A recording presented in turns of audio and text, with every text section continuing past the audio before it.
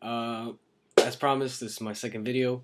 Um, in this video, I'll be talking about the past movies we watched that we've never went over because class was canceled or we just didn't have time. So the first movie, which was good actually, well I liked it.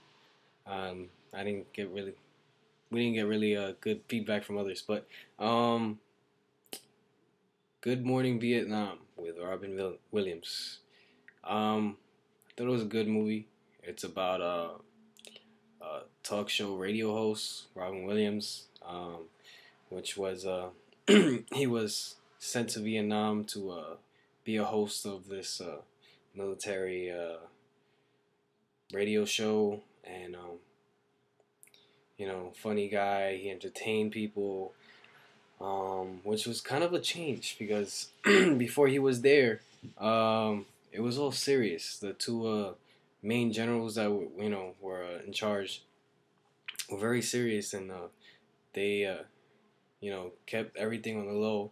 Um, you know, media was limit. The media was limited to what they could say, and I think Robin Williams changed that because Robin Williams wasn't afraid to say what he wanted to say. He didn't hold his tongue. Um, there was an event when there was a bombing, and he witnessed it, and he went straight to the radio station, and he was told not to say anything about the event because it might scare, the soldiers or other people. But he went to say it anyway because he felt that it was right to tell the people what was going on and what just happened, and you know, so I think that was kind of a change. Also, another change that I saw in the movie was that since it was all serious before, I think he gave everybody an uplift and a sense of well-being. Through his comedy and his jokes, and him making fun of people.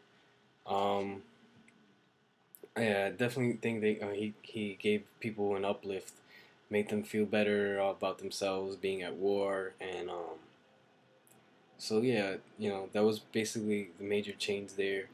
Um, Also, um, the black guy in the movie, Forrest Whitaker. Uh, I think he kind of gave him a push to be a better person and be open minded, or to speak for himself, because at the end of the movie he becomes the talk show host, and he was very entertaining. He was very similar to Robin Williams. I guess he gave him some of his talents. His talents rubbed off on him. Sorry.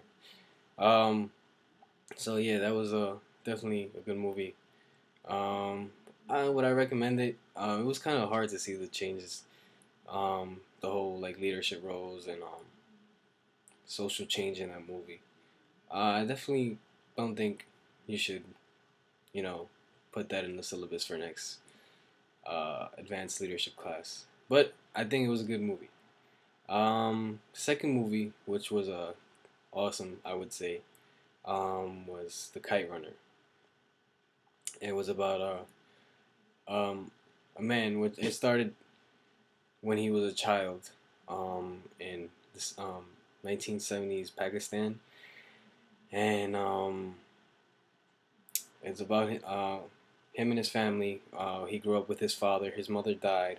He was living with his father and his servant, his two servants, which one of them was his best friend, um, Sarah, I believe. I'm bad with names, but the main character was Amir, um, and he had his best friend. They used to fly kites together. They grew up together. At a point, you can see in the movie that his friend Hassar, was a complete different person than Amir. Amir was one of a person that never fought up for himself, um, never fought back for what he believed in. Never fought against the odds. But his friend was. a whole different person. He was more of a, you know, he fought for what he believed in, and he stood up for himself. Like we saw, he fought for Amir. Like he's stood up for Amir, and he did pay the consequences, but that was true loyalty and friendship. Later on in the movie, we find out that he was actually Amir's brother, and he was killed um, due to the whole change in Pakistan. Um, when they were backtracking, when they were younger, they were forced to move out because the Russians were taking over. They were invading Pakistan, and Amir and his father was forced to move out, while the servants actually moved out before then because Amir accused them of stealing his watch. So he basically backstabbed his best friend, but his best friend was still loyal. Um, Later on, they moved to America. Amir gets married, and then he gets a letter saying to come back to Pakistan, and he finds out that his friend was actually his brother, and his brother was killed by the Al Qaeda, but he had a son, which was captured by Al Qaeda, and I think the whole social like change there and like leadership and more of a social change was the whole thing that Amir became more, you know, he had more fight in him. He fought for what he believed in. He fought for what he wanted. Um, he could easily say, "No, I'm not going after my nephew," but he went in there. Um, he got hit. I'm sorry, excuse my language. He got his ass beat. He got shot at, and he still went in for his nephew. Um, I think that was because of his best friend. He noticed that his best friend was a type of person to stand up for him, and for himself, and as well as Amir. So I think he was just returning the favor. Um, but at the end of the movie, we see that Amir's father-in-law, you know, basically looked down upon his nephew. Like he said something about why is this slave here or something at the dinner table, and he was like, he has a name. His he told him his name, and he was like, uh, that he's my nephew and he belongs here, and because this is his house. So he stood up for what he believed in, and he stood up for what he believed in, and he stood against the odd. He stood up against the odds. So that was definitely a, social change, I would say. And another social change was the whole Al Qaeda. This was a whole bad change. Al Qaeda taking over Pakistan.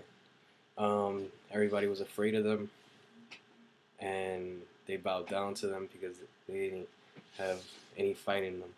But yeah, that was definitely a social change there. Great movie overall.